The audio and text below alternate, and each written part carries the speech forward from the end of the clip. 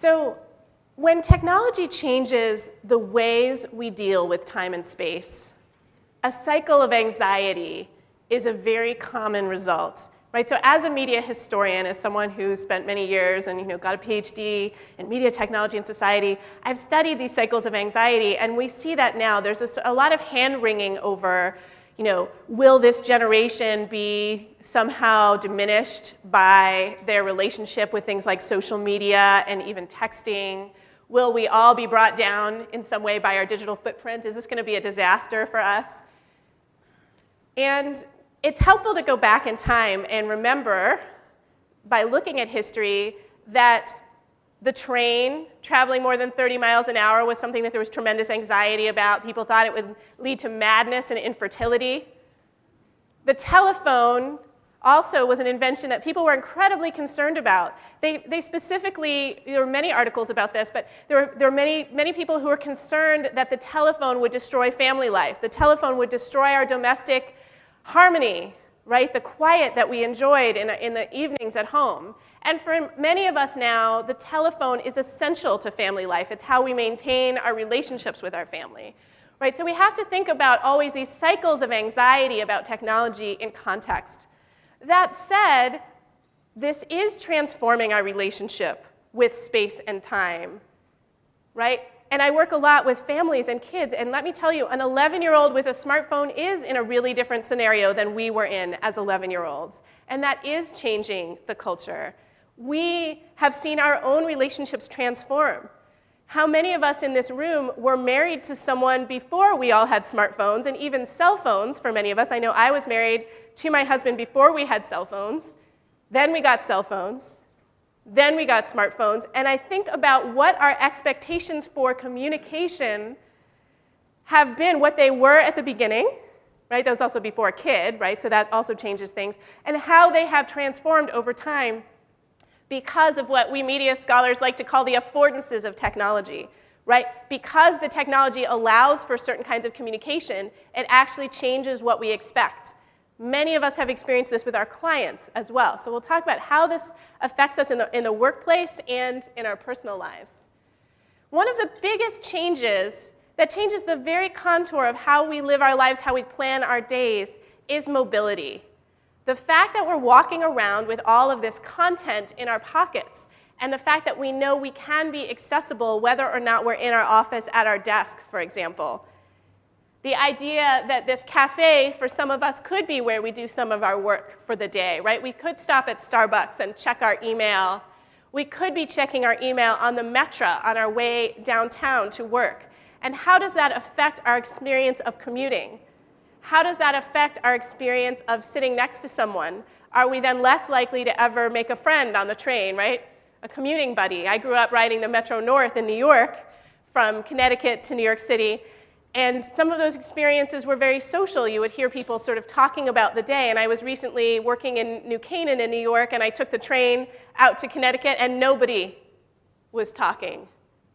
You could have heard a pin drop on the train car, right? So that's a big transformation in the ways that people are utilizing space, the way we plan our days, and the way we have to account for ourselves. How can we ever say that we're inaccessible? How do we ever turn it off? Right? And that could be our clients, our boss, our mother-in-law, right? How do we make claims to having a private life or our own mental space when really we are, if we have a phone, right, we're accessible. Many employers are thinking about what their relationship should be to the privacy of their employees. And many of the parents that I speak to in schools are also thinking about these questions in terms of, should I spy on my children? Should I put a little chip in their phone that tells me every text that they send, every social media post they make? Many companies have this as a policy, right?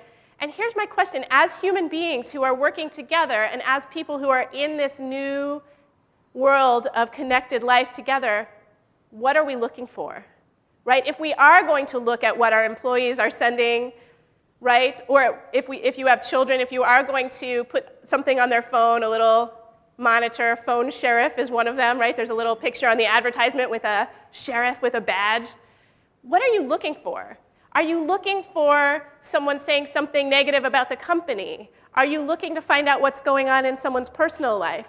Right? We have to ask ourselves these questions, and then we also have to reckon with what we were just talking about right before this began. There's also this question of, even if we're not explicitly using some kind of technology to spy, quote unquote, people still know a lot more about us more easily than they would have otherwise. Now, in business, this is a tremendous advantage, right? Before I go into a meeting, even if I just go to LinkedIn, right? Even if I just choose one site, I can find out a lot about someone's background, what their career path has been, much more easily, right? It was not so easy to find out this information. You know, some people had really great bios up on their corporate web pages even before we had LinkedIn, but it wasn't so easy to get this information. And now, you're really almost not doing your job if you haven't found out who you're meeting with. You have to know, right? People expect you to know. But there's another way in which it feels a little creepy when people know about us. You know, when someone comes in and meets me, and even if that information is information that I have made publicly available, it can feel a little invasive when someone comes up to me and says, "Hello, Devorah Heitner, I know everything about you," and they start to share all of the information that they've learned. And let me tell you, if your name is Devorah Heitner, there's not anybody else out there, right? My search engine optimization, it's always me, right? So if your name is Bill Smith, you know, then you maybe you're searchable by Bill Smith at your company. But if your name is Devorah Heitner, it's pretty much always going to be you, right? So you really have to think about that. You know, if any of you are in a position to give someone else a name, think about their search engine optimization. Think about, do you want them to be found, or would you like them actually to be able to fly under the radar? So again, if we're looking at other people's communication, we really need to think about what we're looking for. More often, when we're in a position to mentor someone, whether it's our employee, our children, anyone where we're trying to teach them something and show them the way, we more want to mentor them to do the right thing than necessarily catch them doing the wrong thing, right? We want to come from a place of something positive. So I want to outline a couple of big ideas about technology that are research-based, that help us kind of frame some of these discussions about this anxiety. So I'm going to bring in a couple of optimists, sort of like a for further reading. If this is really exciting to you, you can read more. Otherwise, I've given you the standing on one foot. You can save the time. You can use your metro ride to check your email. You don't have to read these books. But let me tell you a little bit about how people are thinking. And I've divided the world of the people who are thinking about the way media and technology affect our day-to-day lives into your optimists and your cautionists. The optimists think, wow, are we all smarter? Wow, are we getting our information more quickly? My superpowers have been enhanced tremendously. And I will say that I'm more in the optimist camp, me personally, right? I'm more in that optimist camp. But the more I work with families, the more I work in companies, and the more I see the way distraction and other things affect people's lives, the more I can understand the cautionists. Right? So Kathy Davidson is one of these optimists. She has written a very provocative book called Now You See It. It's about the ways that connectivity is changing our brains for the better. And she says, instead of worrying so much about the way digital natives and young people particularly are learning and the way people are communicating in today's very plugged-in workplace, what if we thought, instead of distraction, what if social media and games are actually the way we get things done? Right? The way that we learn. And the thing about games is they reduce the cost of failure. And what we know about innovation is innovation takes place when we reduce the cost of failure, when we fail forward, right, as people say, when we make it possible to have a lot of ideas and be creative. So that's something that games do, because your character dies, right? Any of you either play a video game, or no kids who play video games, or adults who play them, right? Your character dies, the thing stops, you're at that level, you just start right again. There's not a huge cost of failure, you're not ashamed, right? It's not this public thing where you've failed. So what if the ways that we learn were more like video games? What if our workplaces thought about ways to reward social media and the connection with social media? And some workplaces have harnessed that power in huge ways. Another optimist, Tony Wagner, who wrote a book about what it is to create innovation and to educate people to be innovative and create spaces and cultures, again, in workplaces, in companies, in universities that nurture innovation. And he says, look, knowledge is, a commodity, right? Memorizing state capitals and the periodic table is not what it once was, because we have access to knowledge all the time at our fingertips. Knowledge is a commodity. right? So instead, we need to help young people and anyone who's trying to solve the world's problems be problem identifiers. People need to figure out what the problems are, and then they need to figure out where the play and purpose is and get to, right, their passion to solve these problems. So think about all of the apps that you have on your smartphone, right? So there are a lot of problems that people in Silicon Valley are solving. One of them is I can go downtown, and if I don't have a reservation, there's an app for that, right? OpenTable, or actually there's several apps for that. Well, that's a problem that clearly some people in Silicon Valley felt like was very important to solve. We need to help all of us think collectively about what are some other problems, right? Will our grandchildren have enough water to drink? Is that a problem that maybe we should get solving? And what can we do immediately, right, in our own spaces, whatever industry we're in, wherever we are, looking around and thinking, what are the problems that we really need to solve? Because otherwise, we're going to get a lot of applications and solutions technologically that solve problems of people who are 27, living in Silicon Valley, and looking for something to do on Saturday night. If all the apps are coming from there, then that's the problems that we're going to see solved in the world, right? So we need to identify purpose. And thinking of knowledge as a commodity is a very optimistic way to think about technology. The cautionists are a little more concerned. They think that we are multitasking, right? Or what some of the kids that I work with call double screening ourselves to death. Anyone watch a TV show, but you're also texting, checking email, right? How does it enhance your enjoyment of the show? Or do you feel like it's kind of, you're smiling a little? Does it kind of dampen your enjoyment? Does it raise it, right? Or does it lower it? So really thinking about when we're multitasking, when I was looking at switching smartphone plans, and AT&T allows you to check your email while you're talking to someone, and Verizon does not. And I thought, oh, I better stick with AT&T. Maybe that's a problem. Maybe I shouldn't really be doing that while I'm talking to someone. But I thought, well, what if I need to look something up on Google while I'm speaking? What if I'm, heaven forbid, in the car using the mapping and I'm talking to someone on the phone, of course plugged into my speaker, right? I'm not breaking the law. But am I really at the top of my game there, right? So the inefficiencies of multitasking are huge. And when we see it happening around us, when we're in a meeting and everybody's triple tasking, triple screening under the table, we have to really ask ourselves what's going on. Should we make our meetings unplugged? And would they actually go faster, right? Some companies do those standing meetings, 10 minutes at the table, right? So is that actually a faster way to go than to sit there for an hour, but everybody's actually doing 5 things at the same time? Another cautionist, Anthony Wagner, talks about the dopamine rewards, right? You get that text, you get that email, that exciting news comes through. This just happened to me the other day. Something I've waited for a really long time to get through, a bureaucratic process got through, and I was overjoyed, right?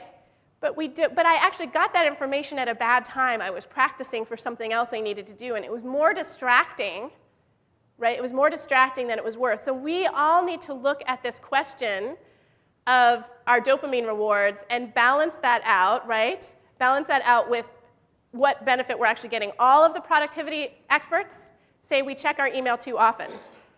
Not only that, but if you tried this experiment right now, I guarantee that most of us do this. When you do check your email on your device, you're holding your breath. Most of us, when we pick up a device to check our email, we hold our breath. Try it and observe next time you do this, and you'll see. And so what you're doing is you're starving your brain of oxygen just as all this information is coming rushing at you. And here's the thing, is if you haven't solved the problems that you identified the last time you checked your email, don't check again, right? Because you're just going to hear about new problems, and you're not in a position to solve the new problems. For most of us, our inbox is kind of like related to our to-do list, right? So it's often, it can feel like problems, hurdles to overcome. It's not really that useful to be checking all the time, but most of us, the second we have a moment, the second we have a little break, we're checking that email. Because we've had that positive experience, we've had the wonderful thing, that amazing job offer, that incredible reconnection with someone that we really want to be connected to. We've had that positive experience, so we're always looking. We're always looking for that. So really think about, for many of us, 2 or 3 times a day would be a better amount of time to check email. I know that sounds like, whoa, that's crazy. But for many of us, that would actually be more efficient, right? Solving all the problems, or if you're really into zero inbox, you can go into that mode, right? So everything has to get moved out before you check again.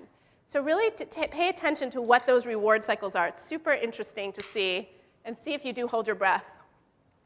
So this is a problem I'm seeing not just among children, but among adults. It was first identified by groups of 10 to 12-year-olds that I worked with at schools where they would say, I would say, what's your biggest problem with technology? And they would identify this as a problem where the technology allows us to be in touch. So I meet you, or we're good friends, and I'm texting you, and I'm saying, Jill.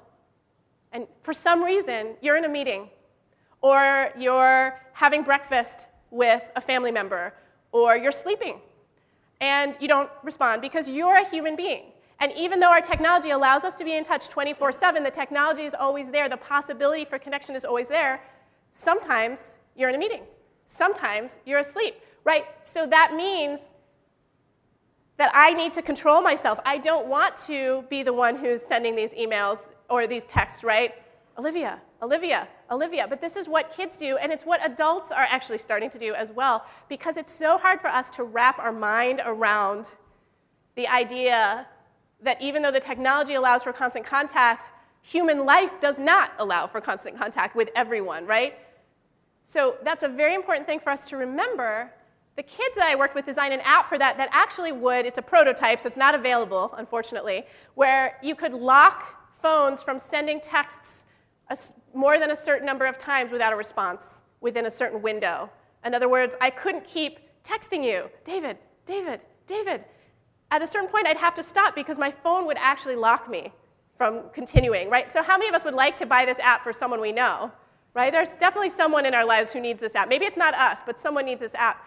So empathy is the app, right? Just remember, and I think we all can do this pretty well, but remember, just like we are sometimes not available, the people we're trying to reach are sometimes not available.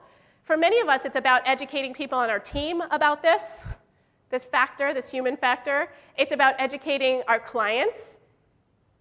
And if we educate our clients and we express those boundaries, we need to stick to them, right? That people are only human, right? Seems so basic, but the technology allows us to feel like we can be superhuman. It allows us to feel like I can work from anywhere at any time. I can be accessible at any time. Well, no. Sometimes I'm reading my son a bedtime story, right? I'm not accessible. So this is the app the kids came up with, Stop Texting, Enjoy Life. And this was for their parents, who they feel like are so busy and so connected that they need some help, right, disconnecting. So this is really interesting. It's a voice-activated app that the kids designed where if I'm talking to you and I say, Mom, and it recognizes that I'm your child, it shuts your phone down, okay?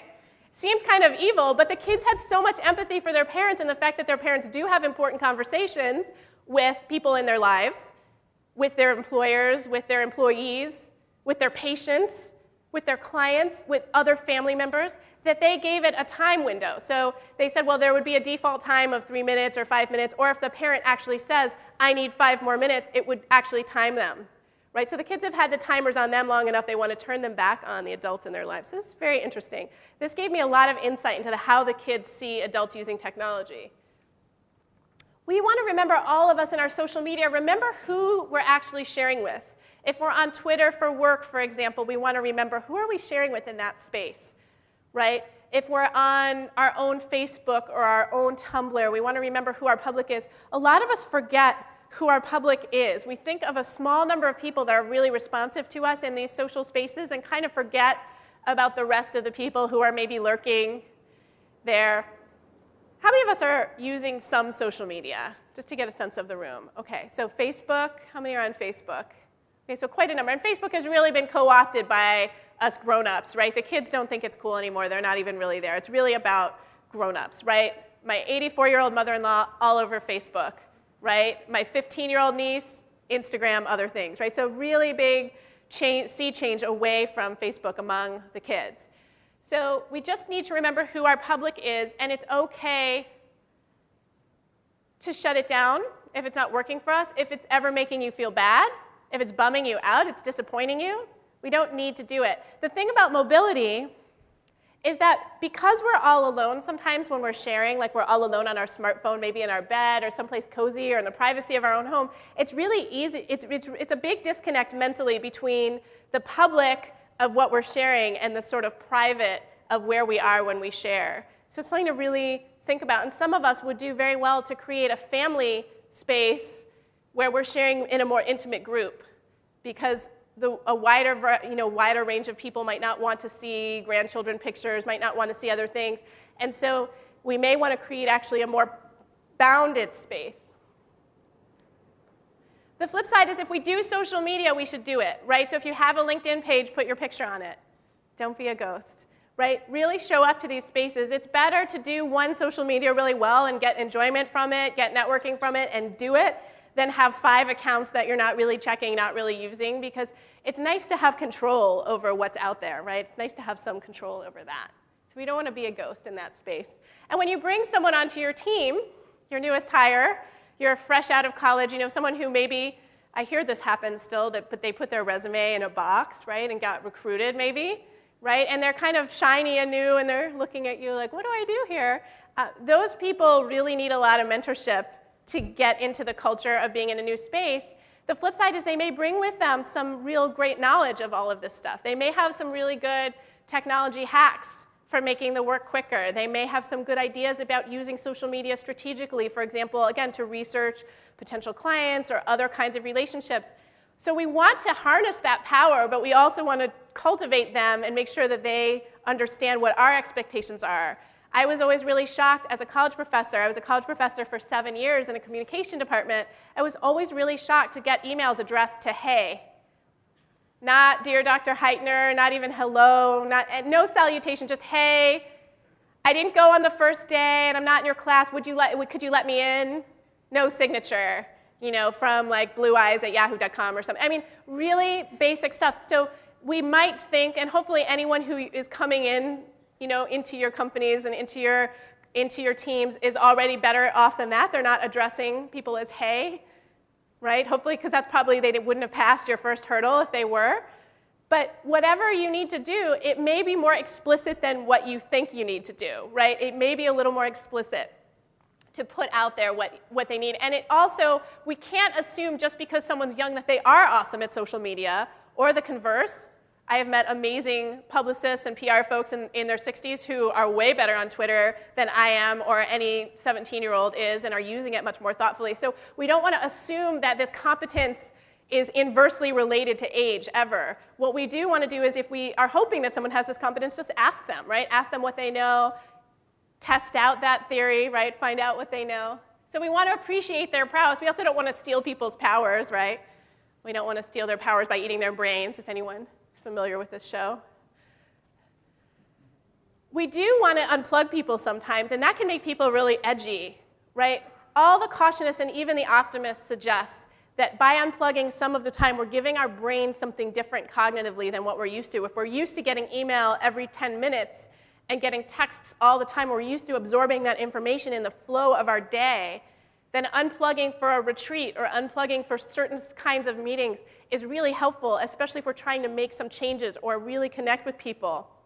The other time that we want to think about unplugging is if something's going wrong, right? I think all the time of my experience in academia where sometimes people send some pretty awful emails, and the best way to resolve the situation before getting upset was to face-to-face. Walk down the hall to someone else's office and say, I can tell you were upset with the results of that meeting. Do you want to make a time to talk? Do you want to talk it out right now? Right? When someone can see our face, there's really no substitute for that, right? And especially in person when you can really get that feeling, that affect. And this is why so many misunderstandings can happen with email and text. So this is a big fear for some of us, that feeling of, oh, I'm losing my power.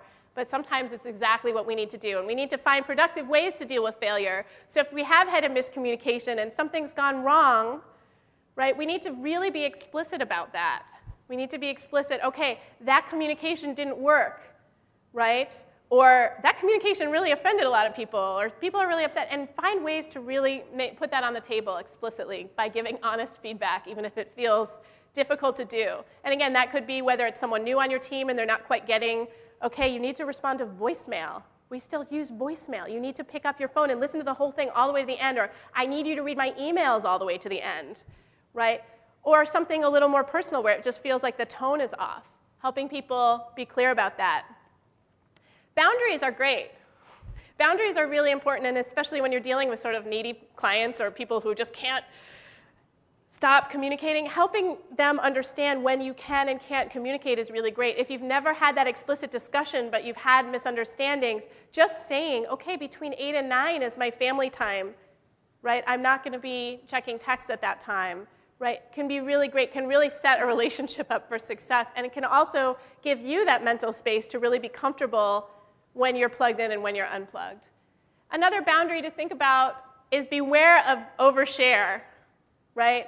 Beware of overshare. If someone else is going to share something about you, for example, they might be introducing you, it's always good to find out what they're going to say, right? So in some places where I've been concerned about this, or I've had like really weird experiences, like I remember starting jobs where I was introduced in front of the whole company, and in one case, the person announced my pregnancy.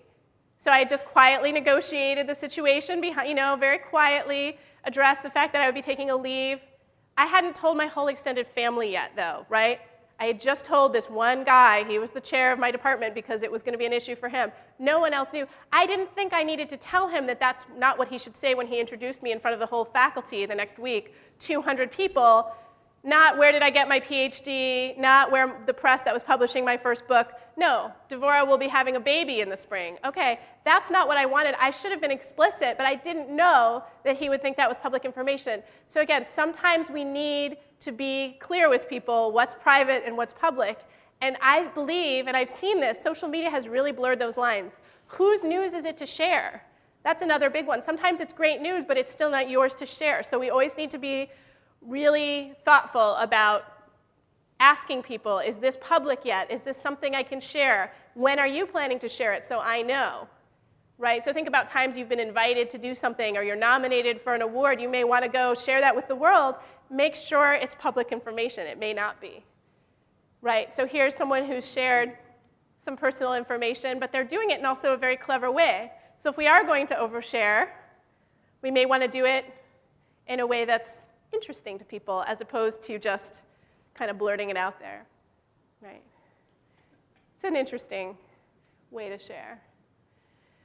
Something we can think about that might help, for some of us, the idea of unplugging intentionally is very, very challenging, right? So I might go into a situation and I might have all the best intentions in the world of unplugging, and I might think, I'm writing the next chapter of my book. I need to really work on this. I shouldn't be looking at anybody's cute houses or vacations on Facebook.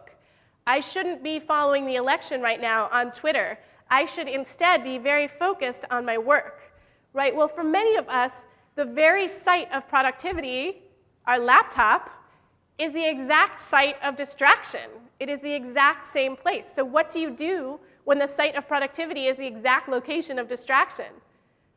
Even sometimes things that seem like they're productive, like answering work email, is not productive if you're trying to write on a deadline, for example, right? So how do we manage that? Well, for some of us, productivity apps can be the answer.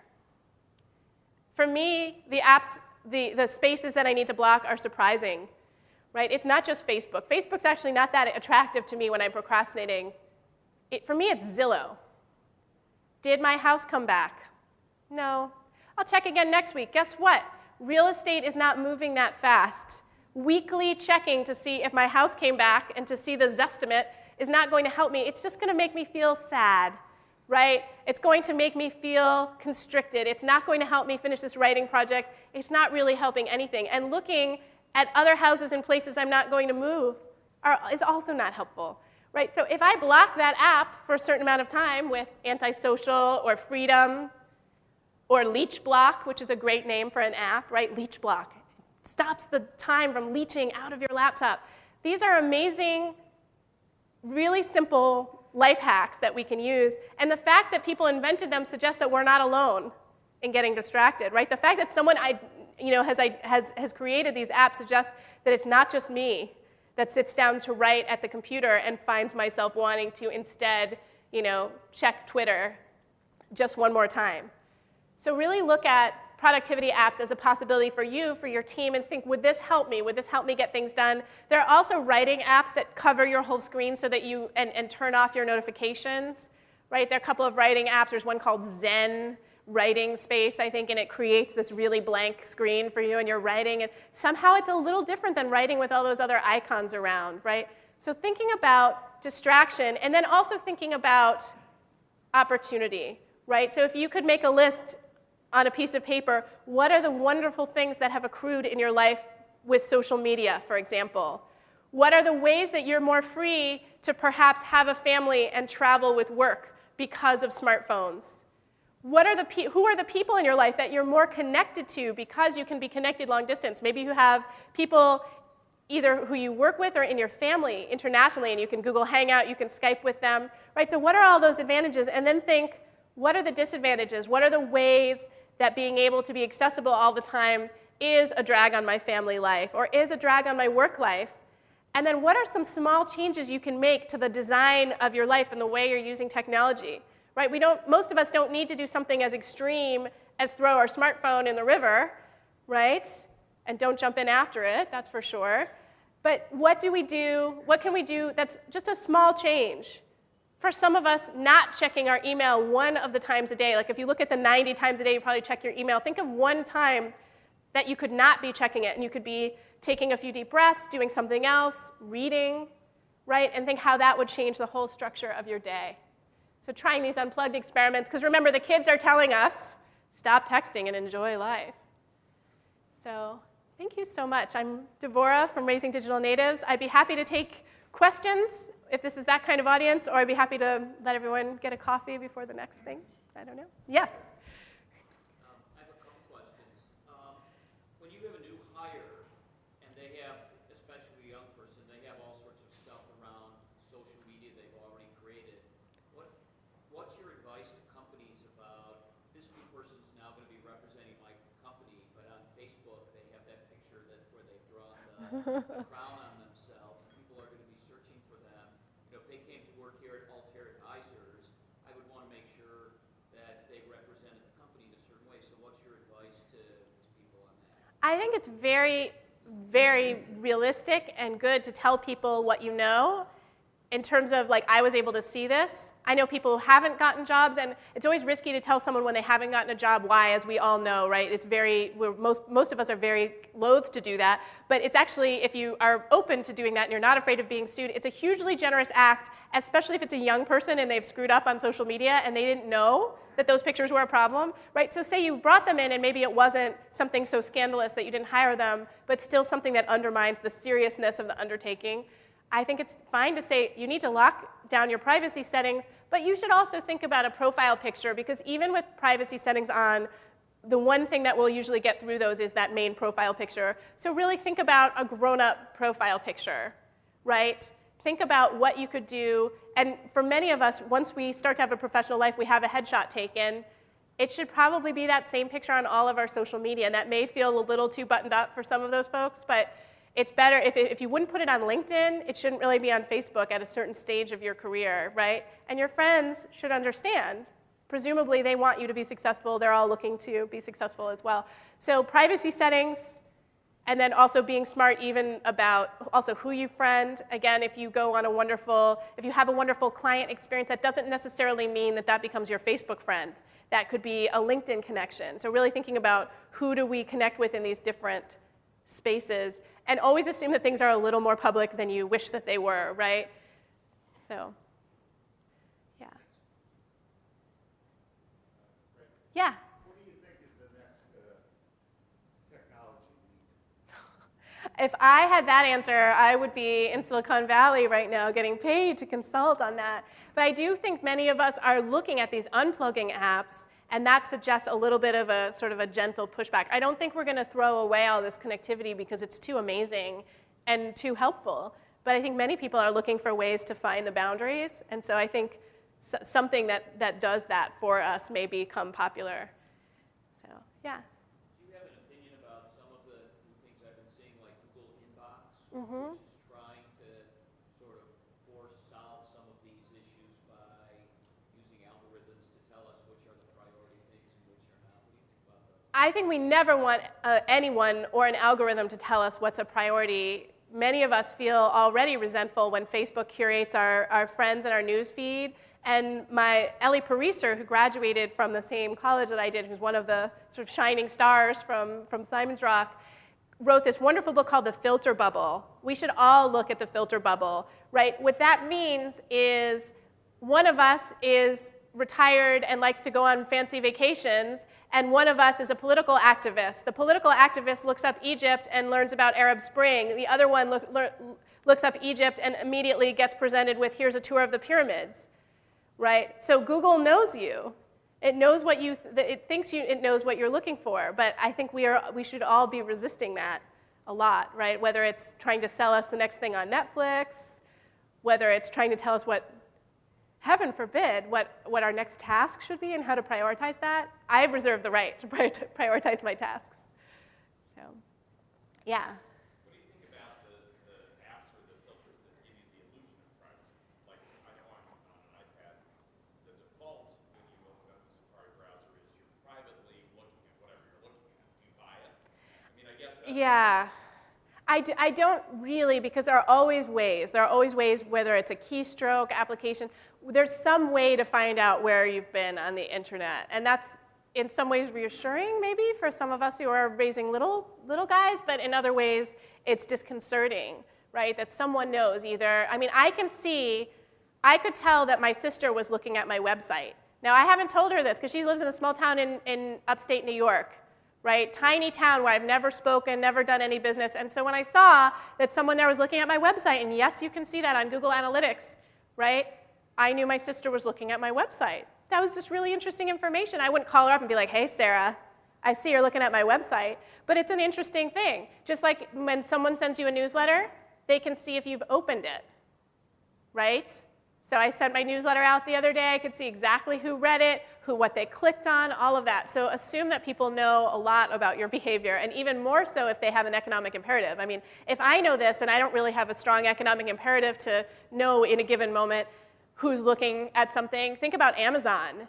How much would they like to know exactly what you browsed before you purchased, right? Because they're using that information then to suggest that to someone else. It's tremendously powerful, yeah.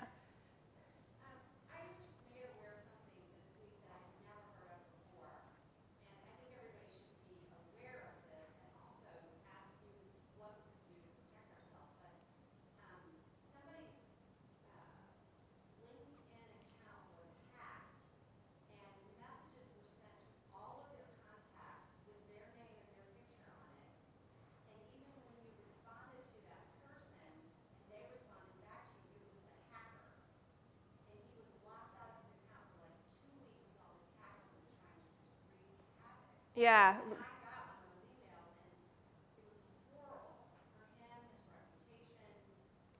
I mean, and that's a nightmare. And LinkedIn has been hacked twice that I know about. They've had security breaches, so always change your password. Don't use the same password for everyone. Don't use your mother's maiden name, please, as your password. You know, really try to find something difficult and keep changing them. My husband's the king of difficult passwords, and it's really nerve-wracking and difficult every time I need to pay a Comcast bill or do anything, because I know it's going to be a 90-page password and it'll be impossible to remember. But it's better, right? It's better to be secure. And we also have to give people the benefit of the doubt, right? When he writes to you, we shouldn't damage his reputation. It's really not his fault that happened. So we have to try to give someone that latitude. LinkedIn is so private. I mean, think about people are searching for jobs. They're doing all kinds of things on LinkedIn. I would hate for those messages to become public. There are many times where that could be really damaging. So we have to kind of hope for the best. But if people want to keep putting their faith in them or any other network, we also have to hold them to a high standard, right? So, I mean, Mark Zuckerberg's not losing any sleep over our privacy, and hopefully the LinkedIn people are, but they keep changing. When a social media keeps changing its standard as well for privacy, it kind of gives you pause. So again, I use all of these social media. I use them every day. I use them for research. I use them to connect with people. I think they're incredibly powerful and wonderful, but we should also be thinking very, when I share pictures of my own kid, I'm very thoughtful. I don't share those all the time. I'm not sharing them every day. There's a small group of people who are a constant audience for that. My parents, my husband's parents. And so I can send to them. I can create a private space just for them. If you change your LinkedIn a lot when you're doing a job search that you're not public about, really think about how people might see that, right? At the same time, many of us are growing our network for other reasons. So it's not, I wouldn't necessarily assume just because someone that you work with starts a LinkedIn account that they're trying to leave, right? That actually reflects positively on you. Like your new hire, when they start that really nice professional LinkedIn account and all their awards are on there and how great they've done, that actually reflects positively on you. So I wouldn't suggest that social media would be negative in that way. They just need to be thoughtful about it. Yeah, if you get something from someone, and it might not just be that Nigerian scam or a vacation, I'm stranded in Barcelona. It could be anything that seems iffy. Call the person on the phone and say, I just got a weird message. You could maybe save that person 2 weeks of pain. If he had known about it right away, there might have been something he could have done. So that's another thing, is if you get something weird from someone in your list, call them and say, is this right? Is this you? So, yes? In your opinion, what impact does the constant flow and access to information had on our ability or willingness to assess incomplete or inaccurate information? That's a great question. So his question was about our ability to evaluate the correctness and truth of information because we're constantly getting information. Well, we know that people forward a lot of wrong information, right? And I'd also suggest that people don't read everything all the way. So that's more that problem. So Nicholas Carr has written this great book about skimming. And if you're concerned about skimming, I would definitely have a look at that. And that's something, again, we definitely, especially most of you are in the financial industry, right? Many people in this room, that's incredibly sensitive to information. Right? Read all the way through and then trust not just experts, but also your own kind of gut feeling. Does this sound right? Does this sound right? When we hear a marketplace story that says people are so sensitive to the price of gas that it goes down for 5 minutes and they buy an SUV, could that be right? We know that people act against their own economic self-interest, but really? Gas prices just go down for a minute and people buy SUVs? I want to know more. Right? If that's my industry, I'd better find out more before I make a decision based on that 5-minute marketplace report that I just heard as I'm driving in my car. I want to dig a little deeper. So, yes? Is there any information or research done on our ability to make decisions given how much data is given to us? I feel like sometimes it's actually making decisions harder. Yes, we do. There was a study at Stanford that shows that if we have too much information, it's hard to make a decision. Obviously, if we feel like we have too much or we feel like we have too little, because some of that's subjective, right? Some people really just need to feel like they got all the possible information because they don't want to be sort of taken for a fool or taken for not having done their research. We also know that people don't remember things as well, and this is a really interesting study. If they know they can get the information later, they won't commit it to memory. So if they know that they have the map, they're not going to remember where they're going. And I have seen people's abilities in this area precipitously decline. Right? Think about mapping. How many of you are worse at finding your way around now that you have something in your car that does it for you? Anyone? I see this. I see this in my own father. I used to call him OnStar Howard. He was so good I could call him from anywhere, and he would give me directions. And now he's like, just use the GPS. And his ability has declined, our spelling, right? But I think Tony Wagner would say that's leaving some space for some other work. Maybe we were wasting that space knowing exactly where to turn, and instead, we can use that space for something else.